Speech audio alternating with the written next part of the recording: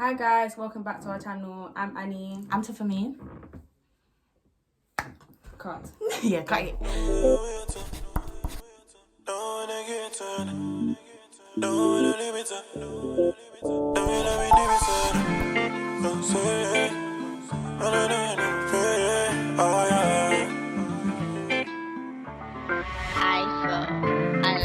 I can never fall asleep. Said I need to pray, don't cease. I don't wanna see at the right hand of my father. Lately I've been so weak. I can never fall asleep. Said I need to pray, don't cease. I don't wanna see at the right hand of my father. Lately I've been so. Like, these are friends. Let's talk First things first, she's nervous. So please. I'm not nervous. Give her I'm time not the to nervous. warm up. I'm warm. I promise I'm warm. Picture them on, okay? Okay. Honestly, guys, we just want to first thank you guys for the support on the last video because it was crazy. Yeah. Just for liking, commenting, subscribing, like Messaging. But honestly, thank you guys so much for the support because we really appreciate it. And sorry for the long sabbatical. Exams. Basically, guys, we had exams. We had 4 exams, which lasted what? Oh my gosh, 22 it was dragged oh it. 23. We had a whole week off in the middle. Dragged exams. Like So we 2 couldn't record. This girl lives very far from me. And in We just Corona. basically, Annie lives in one part of London, I live in the other part of London, and the current climate, like the pandemic, everything was just like, we wanted to film, we couldn't film, and then we had exams. But yeah, guys, just want to apologise. Apologise. Oh, Polly, What did you do with that from open? You wait. Oh, Distracted. sorry. So calm. We just want to apologise for our sabbatical. Sabbatical. Yeah. But yeah, we're back. But anyway, we're back now. So today's video is All things Cambridge. You guys have wanted this one. Yeah, we're just gonna get straight into the video. We're not doing that. Do we? Straight into the video. So firstly, guys, we're going to start with our grades and what we got in GCSEs, A-levels and AS. I did AS, Annie didn't do AS. So what did you get in GCSEs? So in GCSEs, I got 4 A stars, 4 A's and 2 B's. Then for A-level, I did English literature, history and biology, and I got an A star in English, an A in history and a B in biology. Matches up. And alliteration. And I also did an EPQ, which I got an A in. I got 8 A stars, 2 A's and 1 B, and yeah, unspoken grade in further maths. And then in AS, I got 3 A's and a B, and then A-levels, I dropped psychology. So A-levels, I did maths, English and history, and I got A star A star in maths, A in English, A in history. Yeah, so we both study law now. So like, it just goes to show you can really study anything, innit? Yeah, that's one thing about Cambridge law. There's no fundamental subjects that you have to study. So 100%. media and biology didn't impact, like, why did I do it? No, can you say in one sentence why you picked biology? I liked it. And it's a thing where up until the exam, I was loving it. Loving it. Is that what? Is that what? Is that? Then I got to the paper. Were you nervous? Was I nervous on the day Of the exam? I think, there's a point where you realise that you've done too much. Okay. I kept doing too much. So when I got there, I continued to do too much. Okay. I get it. That's how I got beef for bastard.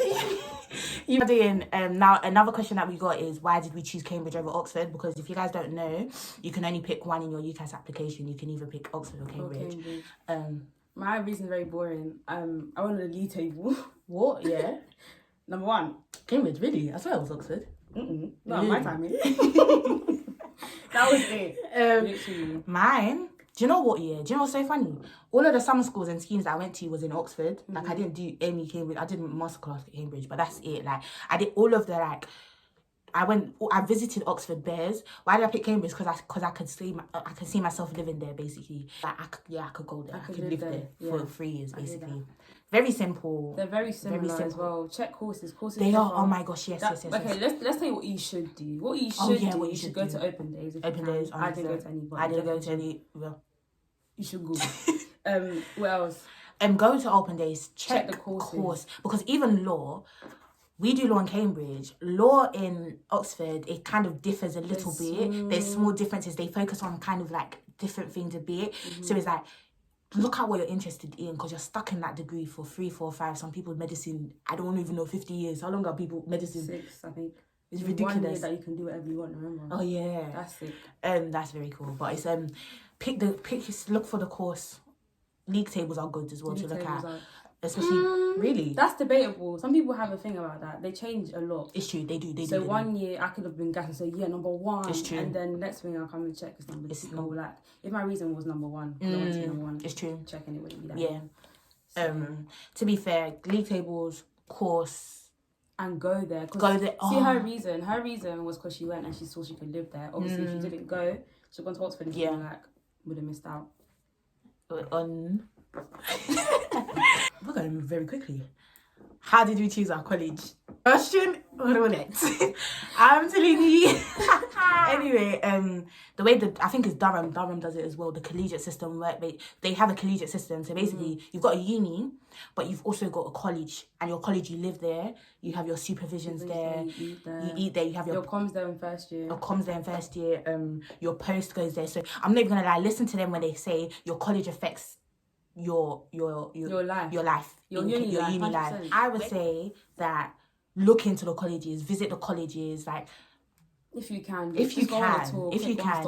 or speak to people who have gone to different colleges, who have a different opinion on like the different colleges in Cambridge. Because I remember what I tried to do was I had to look at the numbers of. Do you know what I mean? And I tried how many girls, and it was like, okay, at the end of the day, Annie, all of the numbers are low. Yes. You're not gonna come and see 10 black people. No, as in like I'll be so real. Let's be real. So don't base your choice on numbers. Obviously, there's some colleges, I won't state names, you lot can find that quickly. They haven't taken a black person in a couple of years. It's true. You know, there are some colleges like that are actively trying. So get the ethos of the college and make your pick. Yeah. Don't do it based on numbers. Period.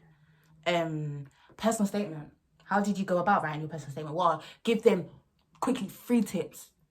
Tips. Ooh. So how did you go about writing your personal? How many drafts did you do? I don't remember. I want to say maybe 5. Really? Or 4 or 5. I don't really remember that. I think my school made me do like. That was I'd say less than, I don't know, you know. Nah, my school. Maybe, let's say 4. I think I did like 4 or 5, but yeah, I think.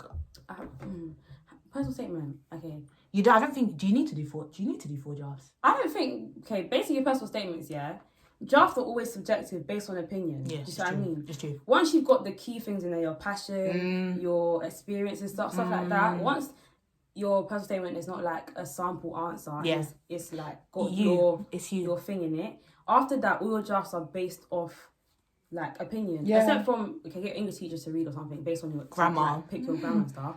After that, it's like I don't like the way you said that. It's true. It's true. So just and calm down. It gets to a stage. Calm with, especially with like when you're writing your personal statement, you want it to be perfect, and it's like you're gonna go around chasing everybody. I was chasing every Tom, Dick, and Harry to read my personal statement, but it was like it didn't need all of that. Like use your access. I don't know if all schools have it, but use your access team, your university team. Get their opinion. Maybe I'll say how many opinions? Maybe 3 opinions. 3 opinions. After that, you're just doing a lot. Like after that. You're overdoing it. So it's like get 3 opinions on your personal statement, read through it. How did you go about writing it? Did you have like writer's block? I think what I did was I probably was not writer's block. I was a bit nervous, innit? So what I did was I did verbal diarrhea. What was that? Kept going. You just write jagons. Yeah. Just kept going, and then I stopped. Okay. And then I started to subtract. It's better to take away than to have to add. Yeah, so I just kept going.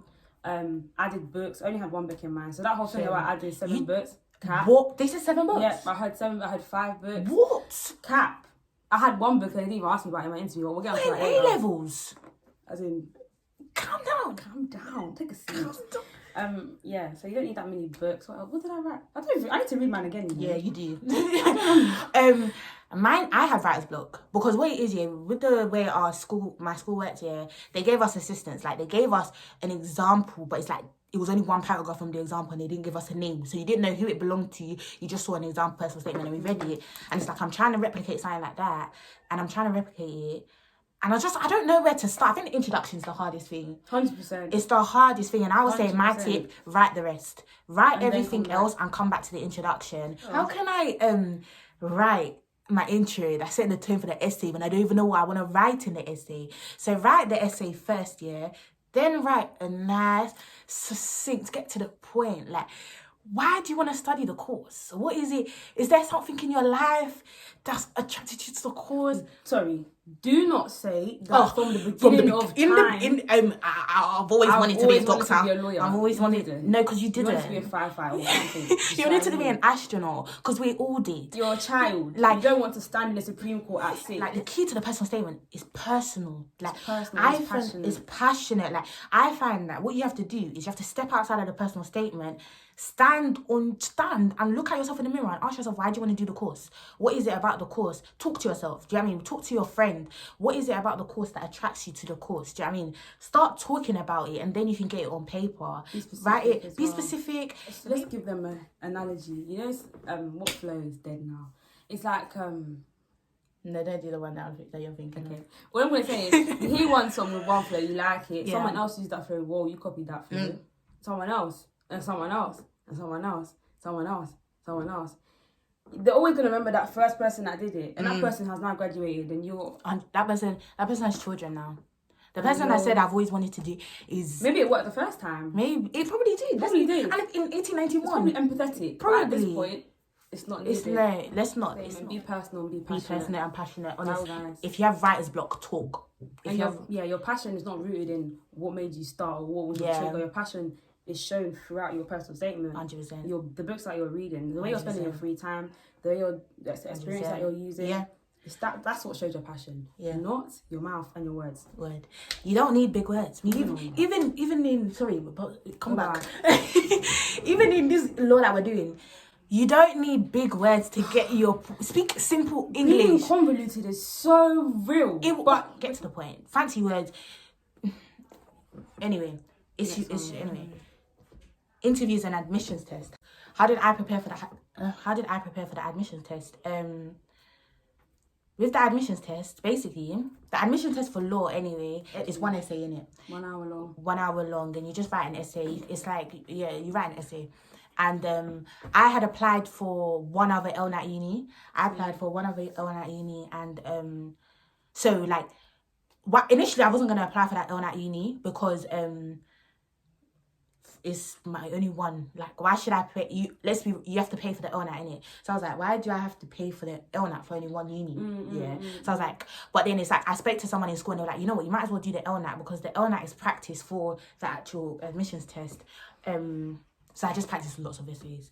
And I would give it to your English teacher, your history teacher, and like, they're not gonna be able to talk about the law, but they can talk about your structure, because really and truly, the admissions test, they're just looking at how you write essays. They will, because you know nothing about the law. They're just looking about how you form your argument, how you articulate yourself, how you structure yourself. So don't put too much pressure on yourself. I think people put their pressure on themselves for the admissions test. It's just an essay. Practice writing essays, get the structure, give it to your English history RS teacher, and I think you'll be fine. Let's be real. Actually, I'll say it after. My essay was a shambolic. Really? I told you that the intro was where the conclusion was supposed to be. Oh, yeah. I had X'd out the whole thing. Plan your answer. 100%.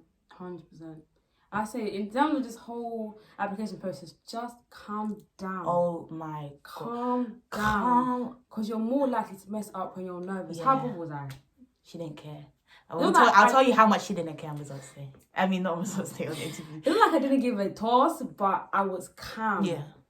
Do you know what I mean? Because I knew if I get giddy, I'm messing it up. Do you see what I mean? Yeah. So for me, practicing for the Cambridge test, I wasn't banging out like essays in terms of writing them. I was banging out planning them. So I'd go on the internet, get the questions and plan them, because the questions are chunky sometimes. Yeah.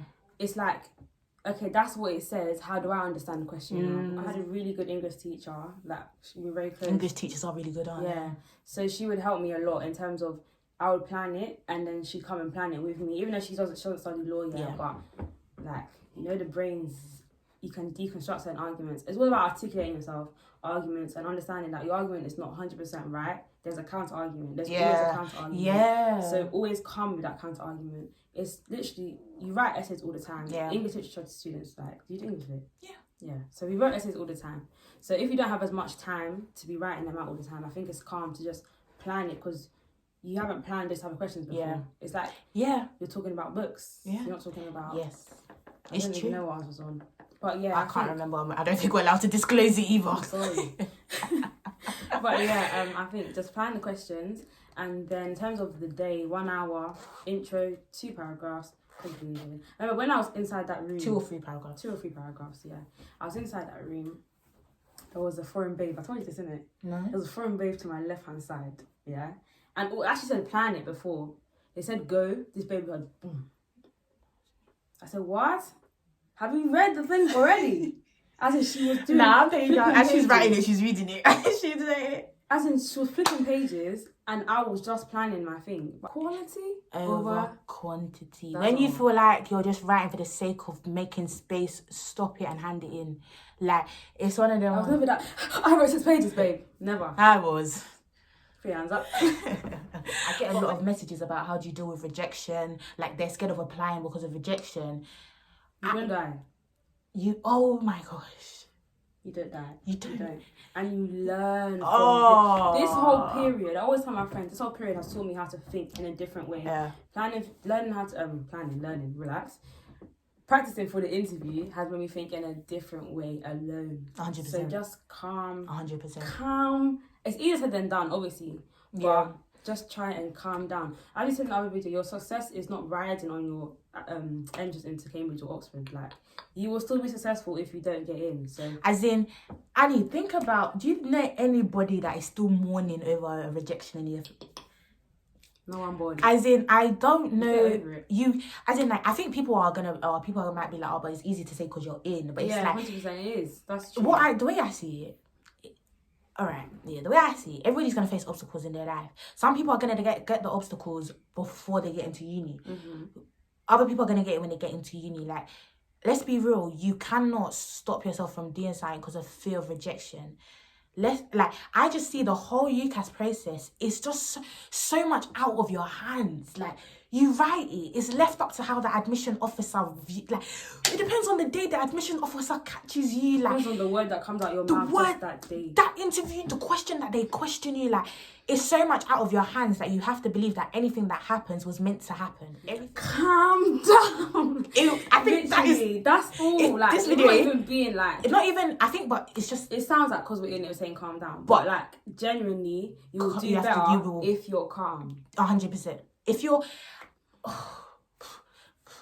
Also, oh my gosh, I would say, how did you go about picking the rest of your unis? Not just Cambridge, the rest of your unis. Because we have 5 universities to pick. How did you pick your 5? Because, go on. How did I pick that 5 websites? I'm not a visiting babe. I don't know why. You're lazy. Basically don't copy me in it. Let's go for 2 examples more. Like, follow that lead. I think I just used websites. I knew people who went there, asked them a few questions. Yeah. Use your connects. I think you have connects at such a young age. My one advice: make sure you like at least 2 of your universities. Don't that play you yourself. Do not make that.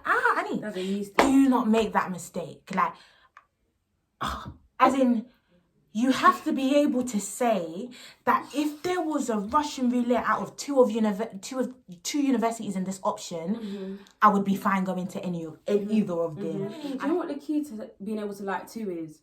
You're not placing the million. You know what I mean? Don't put your £1 million on one. You're not saying that I'm only going to be successful if I go to this one, so you can see 2 options. 100%. You step outside of the situation. Literally. And you say the university I go to does not define. It doesn't define how you. successful. I can go to this one and I can go to this one. I can still. Do you get what I mean? Be successful. Do you understand? That's how you do it. On interview day, you have your admissions test, and obviously the order can differ, but you have an admissions test and you have 2 interviews for our college and for law. Before every interview, you have 15 minutes to go downstairs and to read your questions. You have a pencil so you can make notes and stuff. And you take that paper with you into your interview. They asked me one question on my personal statement. If I tell you that, they only asked me one question. It was about work experience. It's one of them ones where it's like, you cannot predict the interview. Make sure you know your personal statement in and out. Go with a free mind. They're going to ask me whatever and I'm going to try to answer it as best as I can. What was your interview like? Let's tell us a bit of a story. Yeah, let's tell us your interviews like. So my first interview, I watched the Koi Daniela video, and they warned me about the deep chairs. Oh my god, So bro! It's when I entered, I was already ready for the deep chairs, but I thought maybe this is a myth. Do you see what I mean? it's not a myth. Boom, Level. in the chair. I just scooted to the front of the chair, took water because You took water. my hand wasn't shaking. I was calm. Remember, I was calm. So, like, first interview was quite calm actually. After that, I came out thinking, not too bad, but I didn't sparkle. You see what I mean? I thought, okay, that was a conversation. So in the second interview now, this is the first question. She's coming with the question. I'm thinking, this one's giving me ammo. She smiles, but the questions are giving me, it's ticking me now. Hot. It's hot. And I remember my teacher told me that if they ask me a hard question, smile, innit? So I look like I'm not like a psycho, but it's kind of like, okay. And it's okay to say, can I sometimes think about Oh that, my gosh. Please use that. When you're talking, it's like, okay, what I would start by, like, how I would start to combat that issue is... Yes. What I would start with doing is, and then go to this, and then obviously there's two possibilities here. I might pick this one. So they've seen... It's like, you know, a flow chart, and you go, yes, no. Yes, exactly that. If you just genuinely know that your opinion is just wrong, you can actually just say, upon further reflection, I don't think this is the right answer. And them saying, are you sure? It doesn't mean you're wrong. They're saying, you're right, but are you sure? Are you confident? Are you confident? I remember that at the end of my second interview, she asked me one hot question. And I doubted. Boom, boom. I said, can I write that down, please? She said, yeah, sure. I said, go on. I wrote down what she said. I said, okay. Whatever I said. She said, yeah, but in terms of the question, I said, okay, I got it wrong. I haven't answered it. So I said, okay. Speaking. She said, so what would you call that? It was one word. I forgot the word compensation for me. It was one word. She said, so what would you call that? I said, Sa? She said, so what's the word for it? I said, And she said something. I said, compensation. So then it looked like even though I didn't at that point, obviously, it looked like I enjoyed that challenge. Yeah. It was like, I don't know where I'm getting to, but I'm gonna keep going. I don't like that. Don't say I don't know, please, because that's like I was telling my friend, that's like when you're doing a driving test and the person touches the steering wheel, you failed automatically. Even if you don't know, ask for clarification. Ask, what does this mean? Can you reword it? I think my advice, honestly, is be yourself. Like, at the end of the day, they are trying to see you, so don't try to go there and be someone that you're not. I'm telling you, my first interview, oh my gosh, smiling at the yeah, cool, yeah. And then I went to my second interview, it was gloom. And then she must have asked me a question that rattled my gut. Like, it was a history question. We never had a module on laws in the cheer times. So what you had to do, you have to sit there, but the thing is, your face, you can't act surprised, right? I'm thinking, damn, devil, you're working hard today. Okay, cool. I'm thinking, God, please help me. And then I'm just saying what I know in the end. And then she's like, you know, I think she was asking me more questions, but it's like, genuinely, be yourself. Like, I genuinely believe that if you rock with God, anything that happens was supposed to happen. So it's like... Exactly. And you put that together with, I'm gonna try my best. Yeah. I'm gonna from my point of view, I'm gonna give them everything I give them 100 on my side. It. After you've done everything, for me, even though I don't know, obviously, I feel like if I've done everything I can and you don't take me, Don't fall into the trap of, if your first interview doesn't go great, don't allow your first interview to affect your second interview. Anyway, guys, thank you so much for watching. We hope that if you haven't subscribed, you subscribe, like, comment, share this with everybody. Do you know what I think? I think we should only do a Cambridge Q&A because there's going to be still questions. Yeah, I think, you know what? If you want a Cambridge Q&A, because we didn't really go into... Like, you guys will still have questions. So 100%. It's better to do that with one. Put in a comment down, and then we'll get your questions and we'll answer it in another video. Apart from that, chocolate. Stop getting distracted. You have to promise not to get distracted. Because I'm talking to you. You have to hear me. Yeah, no. And I see it in your eyes. You can't hear what I'm saying. Okay. Nanny. I think they've scrapped it now, innit? This is too much combo. Can we do it again? Yeah, because you're just talking so much. Okay, so in the city, basically. I'm joking anyway. It's very far from... Let's be real with this day and age. We just said that. Oh, sorry. This